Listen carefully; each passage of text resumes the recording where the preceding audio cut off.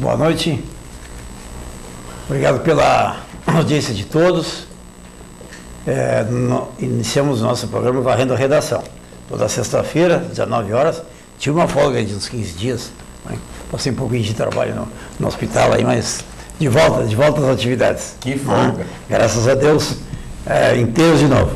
Obrigado pela presença, Andros, nosso apoio técnico. E hoje, como toda sexta-feira, um convidado muito especial. Paulo Renato Petri, um amigo particular, presidente da Ciclomonte, um aventureiro e ao mesmo tempo um homem extremamente responsável. Hoje mais marido da patroa do CTG, mas um dedicado homem do conhecimento da cultura gaúcha e também um funcionário público exemplar. Nós vamos conversar bastante, porque o Paulo tem uma cultura que abrange diversos aspectos. E nós iniciamos o nosso programa lendo as manchetes do nosso querido Jornal Progresso. E sempre lembrando que quem quer receber o Progresso Online, sem custo nenhum, né? Faça o contato aqui com o nosso jornal e você passa a receber na sexta-feira de manhã, cedinho, né? Progresso sem absolutamente nada a pagar. Né? Pode ler tranquilo, frente à sua telinha. Né? E as manchetes do nosso Progresso dessa semana, né? Primeiro, o trânsito. Né? Montenegro deve ganhar minicidade voltada à educação para o trânsito, projeto de muitos anos já, de mais de 3, 4 anos do Major Marcos Dutra, ali na Brigada Militar, onde as crianças iriam, nessa minicidade, transitar, aprender a dirigir. Isso é um projeto muito legal, em pleno projeto, né? Mas nós conhecendo o Major Marcos, sabemos, Major Marcos Vinícius Dutra, nós sabemos que vai dar cabo. Né? Depois uma outra manchete: a Prefeitura pode perder 300 mil para a reforma no Cais do Porto. Uma entrevista que o nosso querido Adriano faz com o Clóvis Domingues, né? Sobre um projeto de revitalização do nosso Cais do Porto.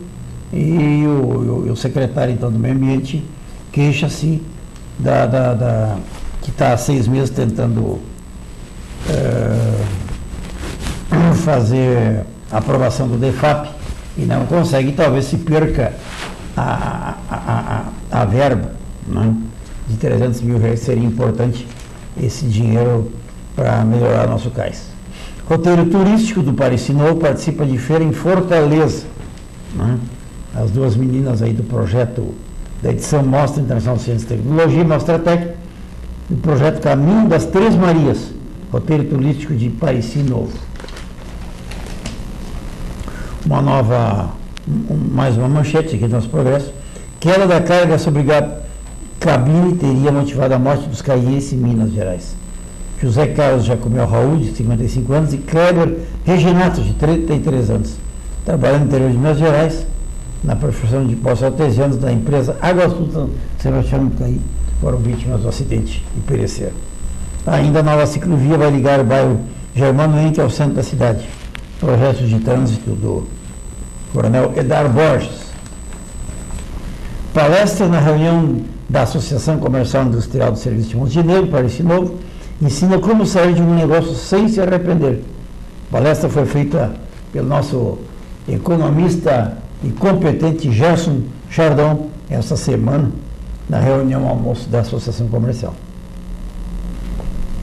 E o Progresso de 13 de novembro de 1904, a gente sempre dá uma palhinha aqui, né? Essa coluna é extremamente interessante. Nostalgia. Exatamente. E tem um texto aqui, por exemplo: Jacob Stein e Pedro Bray, no Campestre. Inaugurou-se no dia 29 do mês último uma cancha em a qual realizaram-se importantes corridas, na que foi disputada pelos parelheiros pertencentes aos senhores José Leff e Max Dubon, coube a este último primeiro lugar.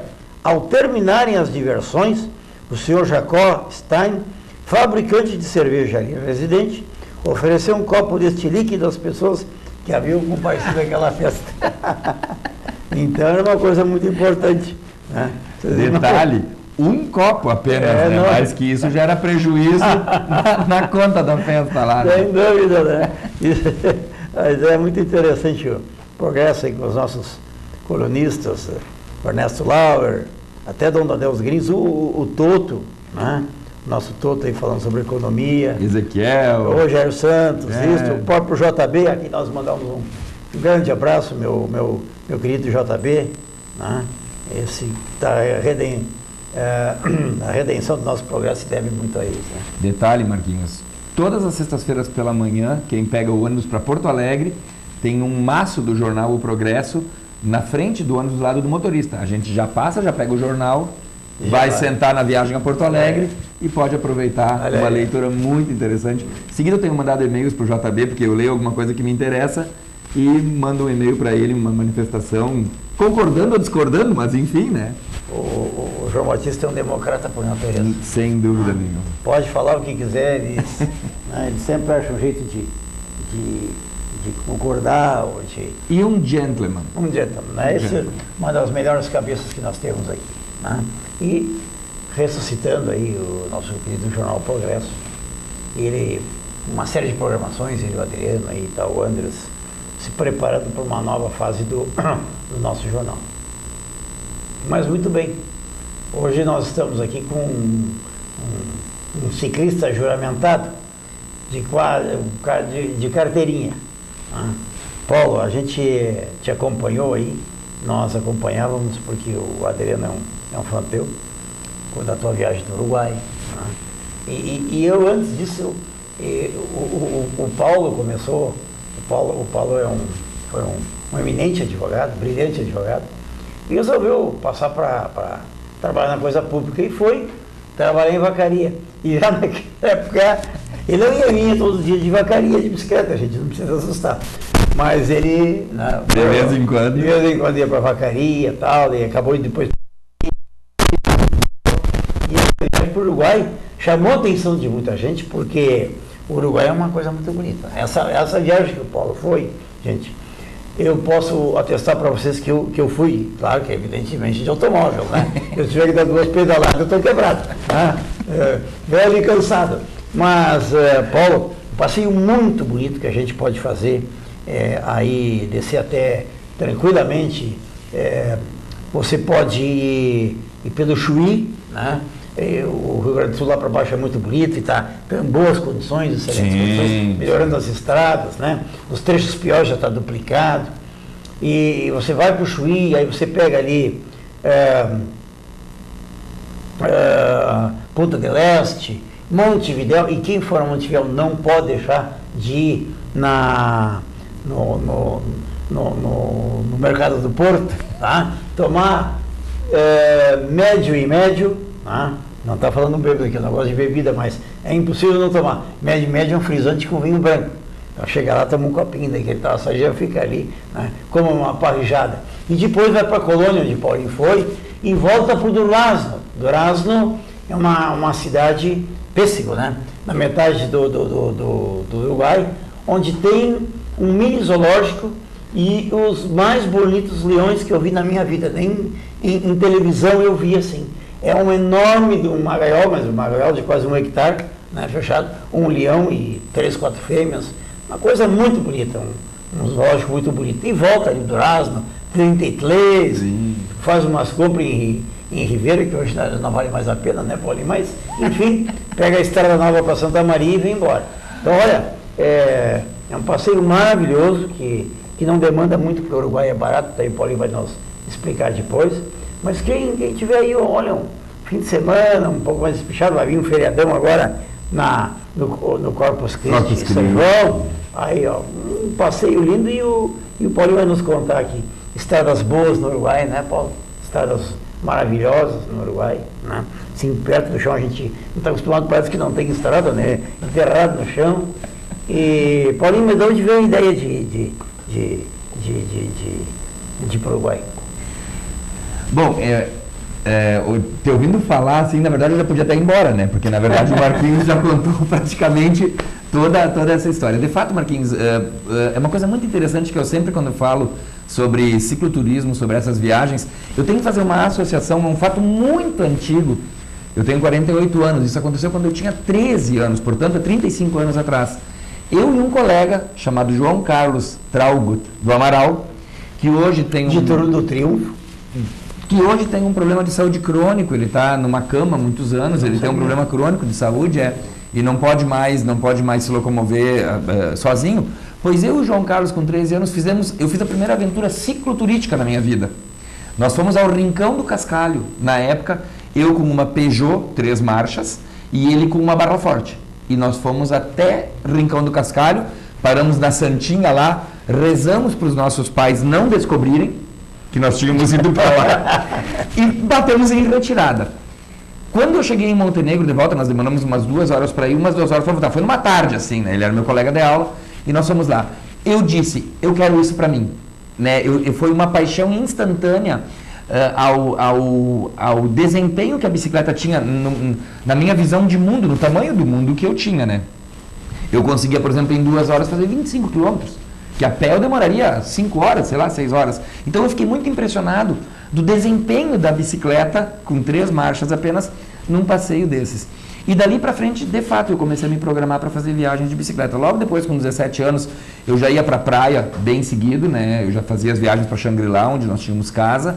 E com o tempo eu fui estendendo essas viagens, até que, de fato, em Vacaria, quando eu estive lá, há uns 18 anos atrás, eu comecei a fazer a viagem de Vacaria para Montenegro de bicicleta. E aí foi a primeira vez que eu viajei de noite. Eu saía à meia-noite de Vacaria, viajava na serra durante a noite, assim, sempre procurava pegar a época de lua cheia para ter mais claridade, né? Mas bicicleta sinalizada, farol, capacete, sinalizador, e eu vinha para Montenegro. E isto foi cada vez criando em mim, assim, mais o fascínio pelo que a bicicleta poderia fazer, porque é um meio de transporte extremamente barato, super democrático, quer dizer, uma pessoa com dinheiro pode ter uma bicicleta, uma pessoa bem pobre pode ter uma bicicleta, ecológico, silencioso, absolutamente saudável. Então, se parar para pensar, me digam uma desvantagem da bicicleta, não há, a não ser a questão da segurança em si, que a gente tem o risco. E aí, quando eu estava em Vacaria na época, eu disse, o dia que eu fizer 40 anos, eu vou visitar o meu irmão, que era um teatino nesse Brasil, o Sérgio, que morou em, assim, acho que em 20 cidades nesse país, e eu disse, onde tu estiveres, eu vou te visitar. Graças a Deus ele veio embora do Piauí e ficou morando em Brasília. E aí a viagem ficou um pouco mais próxima, então não precisei fazer 4.000 quilômetros, fiz 2.000 quilômetros. E aí, em Brasília, isso foi no ano de 2006, quando eu fiz 40 anos. No ano seguinte, nós fomos ao Chile de carro para conhecer a cordilheira. Daí eu disse, vou cruzar a cordilheira pedalando. Saí de Montenegro e cheguei em Santiago do Chile, depois de 2.400 quilômetros. Cheguei lá pedalando também, né? E agora, eu me propus assim, de 4 em 4 anos, fazer uma viagem de longa distância. Até porque eu tenho família, tenho filhos, então a gente também tem que ter as férias com eles, é uma coisa importante. Mas de 4 em 4 anos eu tiro um mês sabático, é o meu mês, né? E aí o roteiro do Uruguai estava na cabeça também, porque é um país super bem falado, um país que eu ouvia dizer da cultura do povo uruguaio, da educação do povo uruguaio, do motorista uruguaio consciente, responsável, cuidadoso, faz uma direção preventiva e não uma direção ostensiva que nem a nossa, né? Agressiva que nem a nossa do brasileiro. E de fato, durante um ano eu organizei essa viagem e aí em janeiro, no dia 2, eu tomei o rumo de Colônia do Sacramento. Eu fiz um caminho um pouco diferente do que tu disseste, embora que muito do trecho coincidiu, né? Eu fui por Triunfo aqui, peguei São Jerônimo e fui em direção ao Chuí. E lá no Chuí, de fato, andei por La Pedreira, La Paloma, Punta del Este, Montevidéu, fui a Colônia do Sacramento e na volta eu voltei por 33, mas de novo, passando por cidadezinhas do interior do Uruguai que eu queria conhecer, o nativo uruguaio, o fazendeiro uruguaio, a pessoa das cidades do interior. Então eu passei por San José y Mayo, por Minas, por 33 no caso, por Varela, por Rio Branco, cidades assim do interior bem assim que demonstram, que trazem como é que é o dia a dia do povo uruguaio. Tu tá 100% certo, Marquinhos. É um lugar para se conhecer. Eu conto 2 fatos muito interessantes assim que aconteceram. O primeiro deles, eu estava em cima de uma ponte, minha bicicleta pesando 60 quilos por causa da bagagem, e esse bonitume aqui em cima também, mais 100 quilos, né? Então eu tracionando 160 quilos, e a ponte era num lançante assim, era uma ponte comprida, e eu fazendo força para sair da ponte, porque ela não tinha acostamento, não havia banquina, como eles dizem lá, e de repente eu só ouço, Marquinhos, lá de trás um caminhão, um bitrem carregado de lenha, descendo e entrando na ponte. E eu pensei, bom, Nossa Senhora, meu seguro está em dia, minhas contas estão pagas, né, minha família sabe onde é que eu estou, vão me localizar. Porque eu imaginei que ele ia me jogar para fora da ponte. É inacreditável, Marquinhos. Ele foi reduzindo as marchas, ele parou numa segunda marcha e eu, desesperado, tentando sair, virei para trás e ele fez para mim, calma, calma. Ligou o pisca-alerta e me escoltou até a saída da ponte. Se aqui no Brasil tu já tem mais das rodas. Já entendeu? Quer dizer, olha a percepção do motorista A uruguaio. gentileza, Não, e ele a viu urbanidade. que eu estava numa situação de risco, porque eu estava em cima de uma ponte com uma bicicleta carregada, ele viu, eu estava com uns alforjes na bike, né? Ele reduziu, ligou o alerta e disse para mim, calma. E ainda quando eu saí da ponte, abriu o vidro e gritou, buena viagem, meu amigo, né? E ainda me saudou. Então, esse é o primeiro aspecto, assim, fundamental de como é que é essa visão que eles têm a respeito do trânsito. E a segunda, que essa é de pasmar, Marquinhos. Eu estava numa cidade chamada Solís de Mataojo, perto de 33.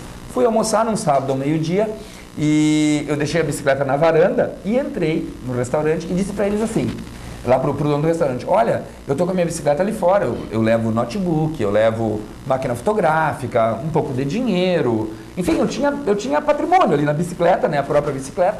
Eu disse, eu vou almoçar ali na varanda para poder controlar a minha bicicleta. E ele, não, sem problema. Pedi lá um bife à parmegiana, uma comida lá e ele me levou lá fora. Quando ele largou o prato em cima da minha mesa, um senhor que estava lá dentro saiu, parou do meu lado e disse, olha, não me leva a mal, né? Eu sou nativo aqui desta cidade e eu ouvi a tua conversa com o dono. Vou te dizer uma coisa, tu não está no Brasil, tu está no Uruguai. Tu pode almoçar lá dentro, onde está o ar-condicionado, porque ninguém vai mexer na tua bicicleta. E se mexer, é brasileiro. Que bárbaro.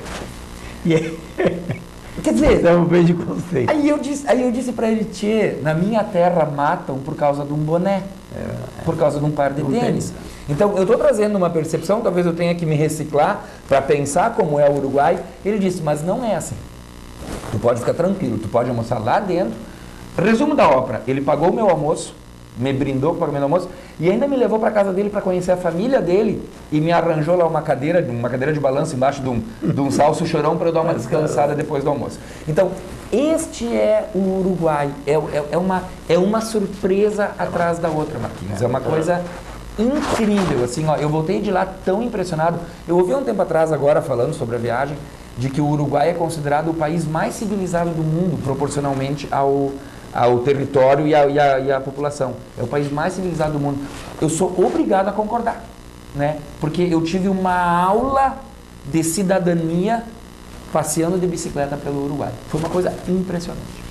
E realmente o pessoal vai, Paulinho, em Ribeira ali, Chuí, fazer compras e tal, fica um pouquinho mal impressionado.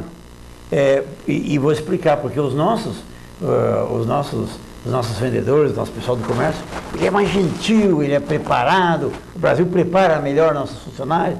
Tu vai no supermercado, numa loja aqui em Montenegro, em qualquer lugar, tu é bem tratado, com salvas, com raras exceções, tu é muito bem tratado, aquele pessoal vem com gentileza, sorrindo, e o Uruguai, tu vai, se tu não apanhar, é muito bom, né? Mas esse não é Esse não é o retrato do nativo do Uruguai. Por quê? Porque essas regiões, eu passei por Chuí e passei por Rio Branco, né? Ali que são. Isso. Então, na verdade, ali, o próprio comércio, o Uruguai é um país que anda devagar, eles não são apressados, eles não são estressados como nós. Mas estas cidades têm muito já da influência da influência brasileira, entende? Da correria. E mais uma coisa, tu vai nas lojas lá, tu tá vendo muitos brasileiros atendendo. Não, sem dúvida, lojistas brasileiros, gente que tem mercado. E vendedores brasileiros. Sem dúvida nenhuma, sem dúvida. Então, assim, ó, mas de fato, saindo daquela parte da zona... Bom, para ter uma ideia, Marcos, o hotel mais caro que eu paguei na viagem foi no Chuí. Foi o hotel mais caro, do lado brasileiro. Paguei R$170 por um pernoite, sem café da manhã. Então, eu fiquei assombrado. Eu disse, mas por que tão caro? Ah, porque é época de janeiro, é época de bastante movimento do comércio. Eu digo, vocês tinham que baixar o preço? Porque se é a época que vocês mais ganham, é porque vocês poderiam fazer o preço mais atrativo e mais competitivo. Mas não, aí crescem o olho e aí o preço é maior. Mas dentro do Uruguai, assim, ó, se dorme bem e se come bem com R$100 por dia, né? É um turismo muito barato, é um turismo muito barato, né? Até porque a gasolina que se gasta é a gasolina das pernas, né? Da própria comida. Então, se faz um passeio relativamente econômico, assim, com pouco dinheiro e conhecendo um país de uma ponta na outra em 15 dias, né? Até pelo tamanho, pela geografia do Uruguai. E Paulinho, além dessa tranquilidade, o respeito à legislação de trânsito é incrível. Eles têm um respeito incrível. O pessoal tem muito medo de ir para a Argentina, que lá os argentinos mordem muito, os guardas argentinos. No Uruguai tu não vê isso. Não, e outra, o Uruguai o limite de velocidade é 80 km por hora, eles andam a 70. É uma coisa interessante, quer dizer... Está dentro deles. Eles não... Porque se é 80, por que eu tenho que andar a 79, a 80, ou como no Brasil, a 100? Porque eles têm uma cultura diferente. Bom, se é 80, eu respeito isso. Eles são extremamente respeitosos, assim, com relação à autoridade que está posta.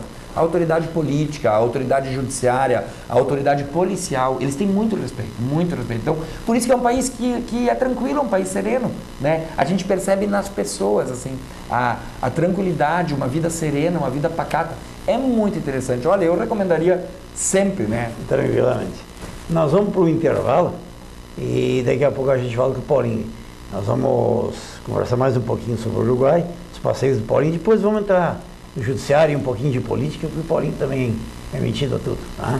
Então, em breve nós estaremos de retorno aqui. Obrigado.